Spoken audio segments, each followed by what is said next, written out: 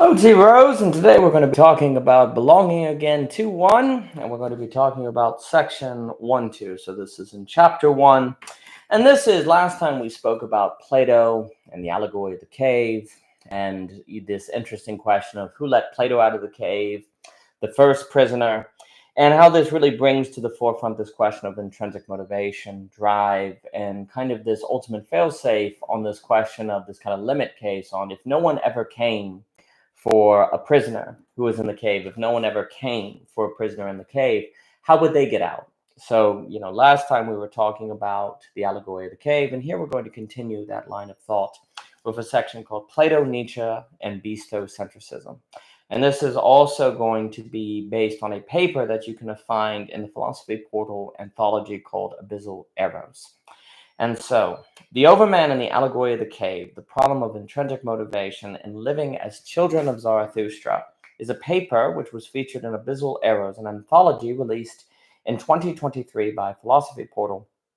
My full argument can be found there, but here I will incorporate some of the sections and ideas to help frame what is at stake in considering the question, how does anyone leave Plato's cave on their own?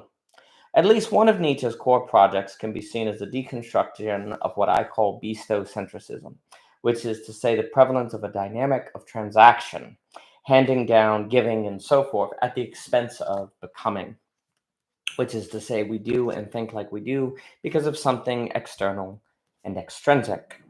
Nietzsche seeks and defends a dynamic of self-incubation, self-development, and the like, devoid of transaction as much as possible, where we operate more internally and intrinsically. And again, this relates to being left in the cave by oneself, because if you're the only one down there and nobody comes for you, how are you going to leave, right?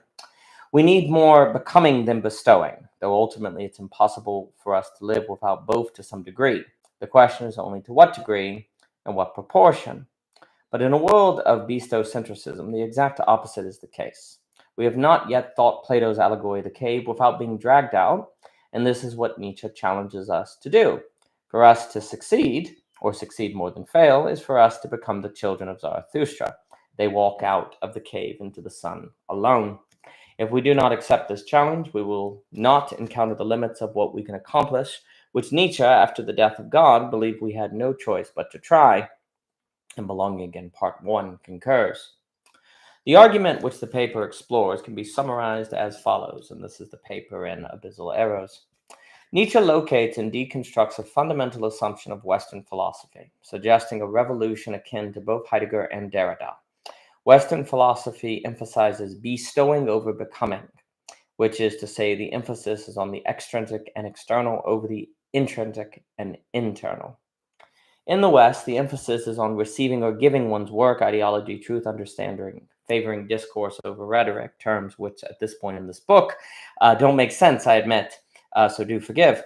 Where Nietzsche would have us cultivate our work, ideology, truth, understanding, and so on as much as possible, though some degree of tragedy seems unavoidable.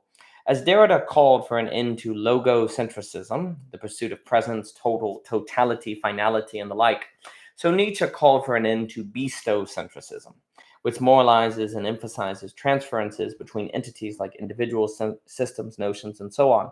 The death of God represents only one piece of this larger vision, and ultimately a movement away from Bestow Centrism is for us to learn to leave Plato's cave on our own. To outline the argument of the paper, we could say that Nietzsche isn't a systematic philosopher, but he does have a coherent vision. He is what I might metaphorically call a core thinker, as we'll discuss again with Ivan Illich. Imagine the Earth's core and imagine lava spurting out in different spots across the surface. The spurts wouldn't be directly connected, and yet they would be connected through the common core, and thus from one spurt we could make connections with other spurts. This is what I mean when I say Nietzsche is a core thinker. His ideas can be connected, for they all share the same hot source. Unfortunately, Nietzsche's coherent core vision cannot be readily relayed through traditional philosophy, for it is a critique of the Bestow Centrism which partly defines traditional philosophy. Furthermore, we don't search for the coherent vision in Nietzsche because we have been trained to think of Nietzsche as a giant critic, a prophet raging in the wilderness. There is truth to this, but it can influence how we read his books. Furthermore, Nietzsche may himself have more so intuited his core versus clearly stated it, but that still means his bursts represent a constant and consistent vision that can be theorized. Additionally, though The Birth of Tragedy and Genealogy of Morals are written more like traditional books, the rest of Nietzsche's non-literary work can seem like a collection of random insights. So it's understandable why we approach Nietzsche like we do, though I think it's a mistake to see his work too aphoristically. You'll also see in a lot of the publications of Nietzsche, the sections are divided by numbers. It kind of feels like it's a bunch of unrelated ideas. But if you were to just remove the numbers and to read it just kind of straight, I think you get a very different experience. And I think actually by not reading Nietzsche that way, you do get a kind of understanding of someone who's kind of all over the place. And I think that's a big problem. I do think there is a unified core to what Nietzsche is doing. To resume. Nietzsche intuits that Western philosophy skips the question of how someone leaves Plato's cave on their own without being dragged. And furthermore, the West has depicted the philosopher as mostly someone who enlightens and teaches people, which is to say, drags out others. A role Nietzsche resists in his Zarathustra. Nietzsche locates a background of bestowing versus becoming in religion, science, education, culture, everywhere, and proceeds to critique Bestow Centrism wherever he sees it. Like Derrida's critique of logocentrism, this might seem mundane, but it means we must reconsider philosophy beyond bestowing in the same way Derrida leads us into considering philosophy beyond presence. This leads us into asking, is philosophy without presence possible? As we could ask, is an intrinsic philosophy possible? If not, we might not have an answer for how we might leave Plato's cave on our own. It will all be random, perhaps dooming us to the negative fate suggested in part 1 of Belonging Again. To deconstruct Bestow Centrism is pedagogically significant, socially consequential, individually transformative. Nietzsche understood the depths of the change. What does it mean to philosophize without handing something off? What does it mean to teach without bestowing? Is that possible? Numerous questions arise. But as in following Derrida, we can learn that presence is impossible and so begin to think according to lack. So realizing the problems with Bestow Centrism can open us to begin playing with possibilities of becoming. Nietzsche discusses the difference between slave morality and master morality, and we can associate slave morality with Bestow Centrism. Slave morality is an ethic of good versus evil, while master morality is an ethic of noble versus contemptible, the former of which requires us to own for ourselves something that we believe is good and valuable, a move which will require internal coordination, as we'll discuss, and is existentially difficult, hence why Bestow Centrism seems so natural. An upcycle. It's good to see you. I hope you are doing well. We are talking about Nietzsche, the question of Bestow Centrism, and you can find a presentation on this at Philosophy Portal under the conference tabs. And also Philosophy Portal is starting the Philosophy of Right class tomorrow. I highly suggest it. And the argument is that there's a connection between Nietzsche's work as a kind of coherent questioning of the possibility of self-becoming and the question of leaving Plato's cave on our own. And in the same way that Derrida critiques logocentrism, a philosophy of presence, so I think Derrida critiques what I would call Bestow centrism. But to resume, I believe Book 5 of The Gay Science is unique in unveiling Nietzsche's core against Bestow centrism. And a large section of my paper on Abyssal Arrows explores it to show the numerous ways Nietzsche deconstructs Bestow centrism. Book 5 is arguably a unique blueprint reviewing the advanced and developed thinking of Nietzsche. It not only critiques religion as bestowing, but science, utilitarianism, and more. Nietzsche argues that we constantly flee to something external and or metaphysical, seek knowledge as familiarity to avoid anxiety, and other practices which save us the hard and exhausting work of nobility. The main paper explores each section in detail, both to make the case and to show that Nietzsche can be read as a developing thought, not just aphoristic. A few sections which can help us understand that Nietzsche's critique of religion is more egalitarian and fundamentally of a critique of Bestow centrism. You have, for example, science. He critiques science as a bestowing phenomenon on, I believe that's section 344. He critiques logic as a way to avoid becoming in favor of bestowing. That's section 348. Knowledge, where we tend to seek knowledge that is familiar, not knowledge that is new, so it bestows a feeling of familiarity. That's section 355. We use our profession to avoid becoming. That's 356. And then many on religion and culture. He critiques pragmatism. He critiques nationalism. He certainly sees religion as a main way that people avoid becoming, but it's not just religion in Book 5. There are many sources of bestowing that impede upon becoming and then get in the way of us needing to value things, to choose things as valuable or virtuous, noble versus contemptible, which is the language out of the genealogy of morals. So it's not just religion. There are many ways that we avoid becoming. But to resume, in Beyond Good and Evil, Nietzsche also critiques utilitarianism as problematic, suggesting that we believe what is useful is realized as such, when really it tends to be according to a socioeconomic system which has bestowed on us the framework in which use is so defined.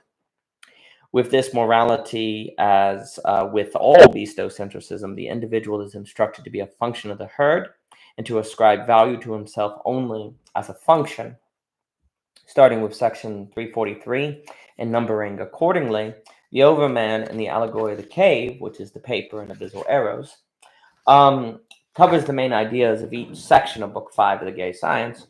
And through the summations, I believe we can spot a gradually developing vision, which further justifies the consideration of Nietzsche as a core thinker. For those interested, I highly suggest picking up a copy of Abyssal Arrows today.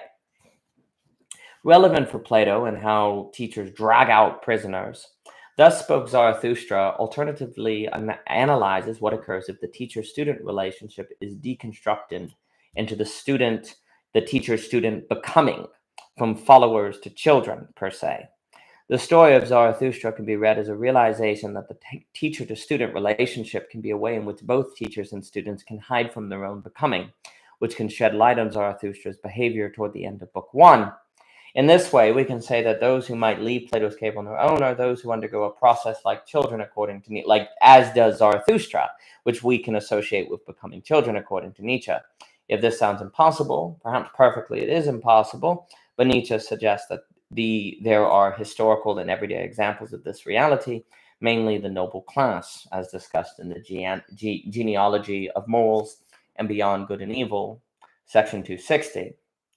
Thus, however difficult and rare avoiding bestowing might be to some degree, it can happen, which means there is reason to give the effort to live more bestowed a shot, which I would consider living with intrinsic motivation.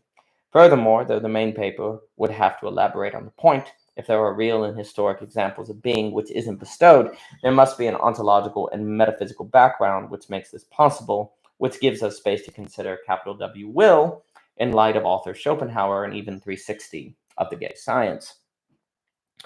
And I think that's a good association upcycle. There's absolutely the beginning of Zarathustra coming out of the cave and going to the people, I definitely think is pointing to Plato. That's exactly right. To spread childhood to the majority, we must think beyond Bestow Centrism. And also it ends in the cave as well. So, which is to say we must think the possibility of leaving Plato's cave without being dragged. How might we think as a prisoner for whom no one comes? God is dead can mean there is no one ready to drag us out. Alexander Bard associates the death of God with the death of a paradigm, and for me, this suggests the death of the world where we could hope to be dragged out of Plato's cave, which is the loss and or corruption of extrinsic motivation, which we could associate with sociological givens. I think it's also the neurotic and Lacan. You could think authority and so on. Anyway, now I'm certainly not saying that extrinsic motivation is dead. It's everywhere. But I am saying that extrinsic motivation, which we could trust with plausible deniability at least, is fading and weakening. If not entirely gone, we know capitalism is trying to capture us with algorithms and the like, considering Deleuze. We know the media is engaged in the business of propaganda, see Zach Stein, and institutions of all kinds have weakened and lost legitimacy. Guyaran Habermas talks about that.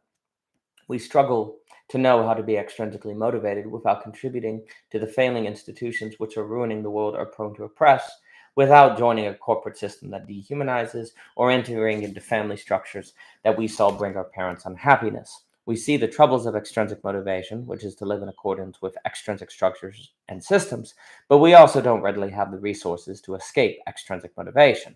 and so we are pathological and despairing. Thus, we undergo what some have called the meaning crisis, an explosion of mental health problems, suicide, depression, and so on. And in this state, we seem ill-prepared to face the meta-crisis. The meaning crisis as a sign of hope by O.G. Rose argued that we could escape the meaning crisis by lowering our moral standards and returning to classic sources of meaning like war, racism, and closed-mindedness. And the piece encouraged us to realize that suffering the meaning crisis entailed a nobility, actually. The meaning crisis should not be viewed as something we stumbled into foolishly, but something self-imposed, like seen in Thomas More and other martyrs who died for what they believed in. However, since death and the apocalypse aren't exactly ideal, we need to address the meaning crisis. For not resorting to previous avenues for meaning, we find ourselves not knowing what to do, but still left with the problem of what to do, which intrinsic motivation might help us with in our present clearing. This is for us to be children, as Nietzsche encouraged, for children are those who might leave Plato's cave on their own. But how do we become children? Does anyone know, or is it random and unpredictable like the movement of some Christian grace? So what we mean by this is we actually do know how to get meaning. We can join nationalism, racism, we can be closed-minded. These things can all give you meaning and even belonging. But the problem is they are immoral and very problematic. And so the meaning crisis is a result of refusing methods of meaning that we believe are immoral or they're not high enough of a standard. And so there's a way to view the meaning crisis as like Thomas More, there's a play called A Man for All Seasons and a tremendous movie, which is the idea that Thomas More at any point could have gotten out of prison and avoided execution by granting the king the divorce, but he refused. So likewise, I think we need to see a certain nobility in the meaning crisis, a certain refusal to lower our standards, because if we don't do that, then it feels like we're just a bunch of idiots who stumbled into a dark alley and can't find their way out. But if instead there's a reading of it that suggests that the meaning crisis is a result of higher standards, there's a nobility there that can be a source of hope. Not naivety, but at least a source of hope. To resume, as belonging again, part 1 left us to consider generating intrinsic motivation is for me central to becoming an absolute knower, delusion, individual, and or Overman, all of which is only possible if we can answer the following. How can we leave Plato's cave on our own? This is the question of how we can incubate intrinsic motivation, and if the answer is we cannot, it's genetic, then I fear there might be no way for the world to rise to the occasion of the new paradigm emerging after the death of God. A minority of people will, but not the majority. To improve our prospects, we must realize that the new paradigm does not allow us to assume any of the following. Someone forces others to become philosopher kings. Someone else identifies philosopher kings. It is not our responsibility to be philosopher kings, but a responsibility given to us. If we are not philosopher kings, we don't have to worry if we should be, and so on. These points alone suggest the difference between prisoners who are forced to become philosopher kings and potential prisoners who choose to become philosopher kings. This minor detail radically transforms the implications of the allegory, so much, in fact, that a whole philosophy must arise to address it, in my view. And that entire philosophy is what I think we can see in Nietzsche, and though it was possible for centuries to plausibly deny the need for this entire philosophy, while God was around and we could perhaps trust in a big other who could anoint or elect us, through all the ways described in Book 5 of the Gay Science, Nietzsche understood that gradually and slowly people would come to realize that God was dead, and thus the plausible deniability run out. When that occurred, if humanity wasn't ready, the responses could prove pathological. That's sure the great guy. Yeah, there you go. I like that upcycle. That's nice. That's a nice association. Very good. As Nietzsche puts it, and on the genealogy of morals, we must shake off a certain mistrust of ourselves, for we cannot evaluate anything if we don't trust our own capacities to comprehend and judge. Layman Pascal emphasizes the need for meta-evaluation if we are to address our current problems, but we will prove incapable of evaluation without first moving through Nietzsche, which will further require us to rethink Plato and the whole Republic. The allegory of the cave is perhaps the founding myth of Western philosophy. So if we are to reevaluate all values to make possible the spread of childhood in favor of rhetoric, this myth must be transformed. We easily misremember the allegory as prisoners leaving on their own. We perhaps hide from ourselves the true narrative so that we convince ourselves that we have addressed Bestow Centrism when we have not. A similar ironic move is made in Derrida with presence, where we act like we know about the problem of presence, so that it can seem like we've addressed it. In truth, we've perhaps not even faced our unwillingness to face. The title of the gay science suggests the science of being happy, and for me, happiness and dancing in Nietzsche are strongly connected. Thus, Nietzsche is telling us about the science of dancing. The gay science is the science of gaiety, which further suggests why it is uniquely positioned to highlight Nietzsche's project. It is also important to note that in section 341, in book 4, is the eternal return, as if this thought is what inspires Nietzsche to write Zarathustra. With seeing the impact the eternal return has on Zarathustra easily could be the case.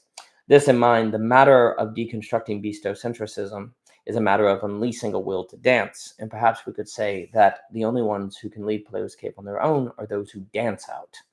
But Western philosophy has not thought this, or such could be argued through Nietzsche, as Heidegger argued being was forgotten, and perhaps we have not thought such intrinsic motivation, because all fields might have to be rethought. Indeed, it would suggest that we need to approach everything beyond low-order discourse, which would be a revolution indeed.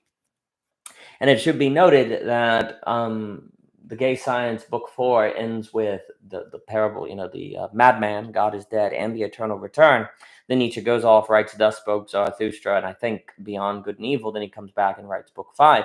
And so he was quite taken. And I do think that Thus Spoke Zarathustra, Mills, good to see you, sir. Thus Spoke Zarathustra, Beyond Good and Evil are therefore uniquely positioned to help us see Nietzsche's core thinking. And I do think, basically the genealogy of morals and book 5 of the gay science are much more formally straightforward of Nietzsche's thought.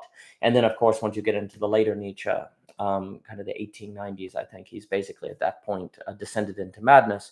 So to really get a sense of his core as a critique of Bestow Centrism, I think book 5 of the gay science is uniquely positioned to be quite useful.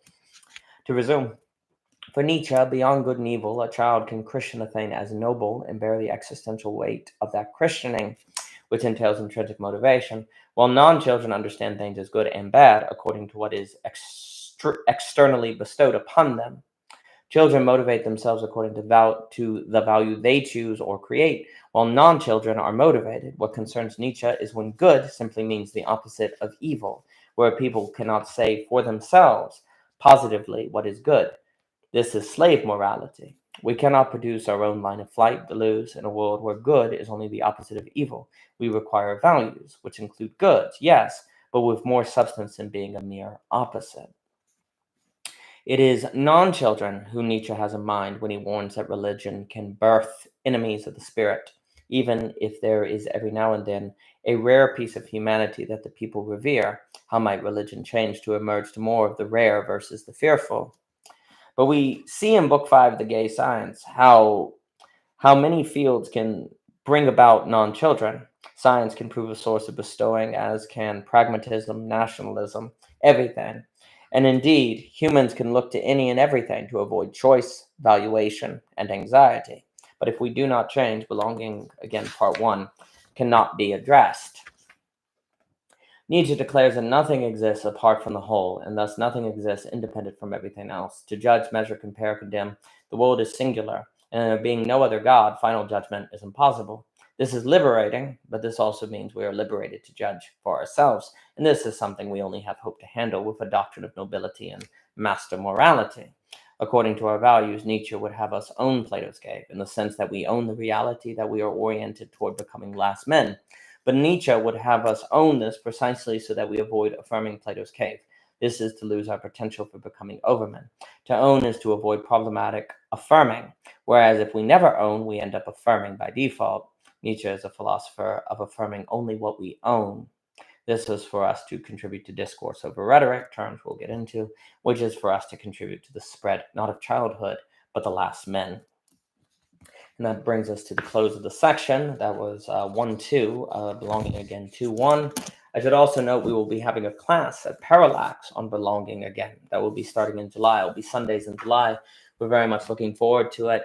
And again, what we're saying when we say that Nietzsche is a core thinker, like again, if we think of there being kind of a hot core that is spurting out all over the planet. You can say, oh, it's all random, the spurts are unrelated, but the spurts are all united by a core that is all over the place. So there's something going on. So we see throughout Nietzsche a constant critique of sources of bestowing, where we get our values from something external to us, which then, of course, the issue is that's a way to avoid anxiety. That's a way to avoid taking responsibility for our choices, because we can always say, well, we only did it because it was rational. We only did it because it was logical. We only did it because it was good. We only did it because the church told us to. We only did it because we're European. We only did it because it was practical.